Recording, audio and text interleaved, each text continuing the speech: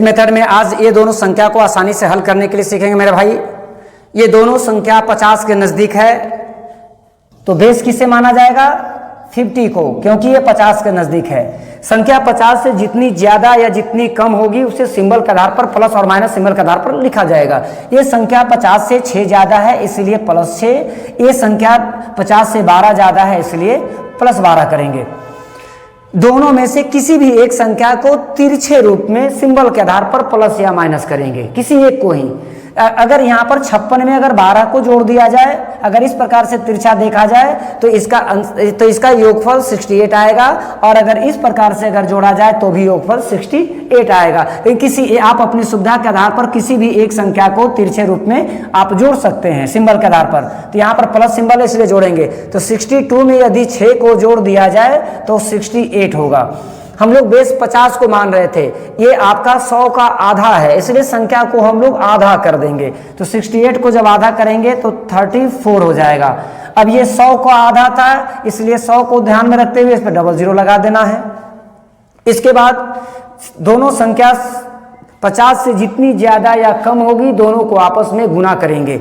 ये 6 ज्यादा और ये 12 ज्यादा, तो 12 छक 72, तो ये आपका हो गया 72। अब दोनों सेम सिंबल है इसलिए दोनों को जोड़ दिया जाता है, प्लस प्लस प्लस, अर्थात सेम सिंबल रहने पर जोड़ा जाता है, डिफरेंट रहने पर घटाया जाता है। तो यहाँ पर सेम सिंबल था इसलिए जोड़ देंगे।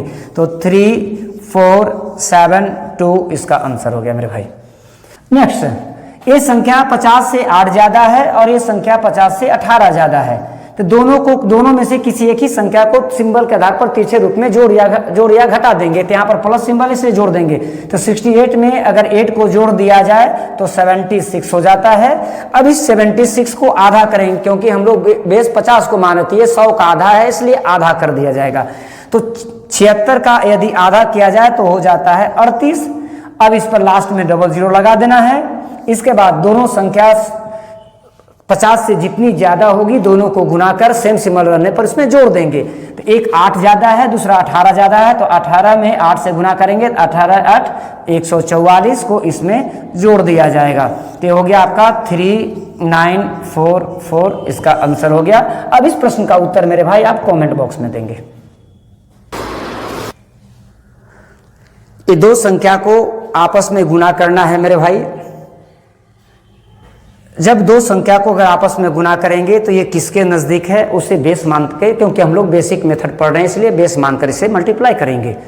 ये दोनों संख्या 50 के नजदीक है, ये दोनों संख्या भी 50 के नजदीक है, ये दोनों संख्या भी 50 के नजदीक है, इसीलिए बेस 50 को मानेंगे। जी हाँ, बेस 50 को मानेंगे। 50 से जितना ज्यादा होगा तो उसे प्लस के साथ, जितना कम होगा उसे माइनस के साथ सिंबल के साथ लिखेंगे। तो ये संख्या 50 से 6 कम है इसलिए -6, ये संख्या 50 से 2 कम है इसलिए -2। अब तिरछे रूप में किसी भी एक संख्या को तिरछे रूप में सिंबल के आधार पर प्लस या माइनस करेंगे। तो यदि 44 में से अगर 2 चला जाएगा तो बचेगा 42। हम लोग 50 को बेस मान रहे थे क्योंकि ये संख्या 100 का आधा है इसलिए हम लोग इसको आधा कर देंगे। तो यहाँ पर ये 44 में से अगर 2 चला गया तो बच गया 42। 42 का आधा करेंगे क्योंकि 100 का आधा को बेस मान रहे इसलिए इसको आधा करना है। तो 42 का आधा हो जाएगा 21 और अंत में डबल जीरो लगा देना है। दोनों संख्या जितनी कम या ज्यादा होगी उसे आपस में मल्टीप्लाई करेंगे। तो ये 6 कम और ये 2 कम, तो 6 दूना 12। सेम सिंबल रहने पर प्लस किया जाता है और डिफरेंट रहने पर माइनस। ये दोनों सेम सिंबल था इसलिए इसको प्लस कर दिया जाएगा। तो हो जाएगा 2 1 1 2, इसका आंसर हो गया। नेक्स्ट क्वेश्चन, ये संख्या 50 से 3 कम है और ये संख्या 50 से 15 कम है। जितना कम था उसे माइनस सिंबल के साथ लिख दिया गया। अब इसके बाद इसे तिरछे रूप में माइनस करेंगे। तो 35 में से यदि 3 चला जाए तो हो जाएगा 32। ये 100 का आधा को बेस माने इसलिए इसको आधा करेंगे। तो 35 में से 3 चला गया तो 32, 32 का आधा हो गया 16। अंत में डबल जीरो लगा देना है। इसके बाद दोनों संख्या जितनी ज्यादा या कम है उसे गुना करेंगे। यहाँ पर दोनों कम है इसलिए दोनों गुना करेंगे। तो 15 तिया 45। अब दोनों में सेम सिंबल है इसलिए इसको प्लस करेंगे, बराबर 16 45, इसका आंसर हो गया। नेक्स्ट, ये संख्या 9 कम है और ये संख्या 11 कम है। तिरछे रूप में इसे किसी भी एक संख्या को सिंबल के आधार पर प्लस या माइनस करेंगे। तो अगर 41 में से अगर 11 चला जाए तो बचेगा 30, 30 का आधा करेंगे क्योंकि हम लोग 100 का आधा को बेस माने थे, तो 30 का आधा हो जाएगा 15, अंत में डबल जीरो लगा देना है और दोनों को गुना करेंगे, सेम सिंबल रहने पर जोड़ देंगे। तो 11 नमा 99, इसमें प्लस कर देंगे। इसका आंसर क्या होगा वो आप कमेंट बॉक्स में लिखेंगे।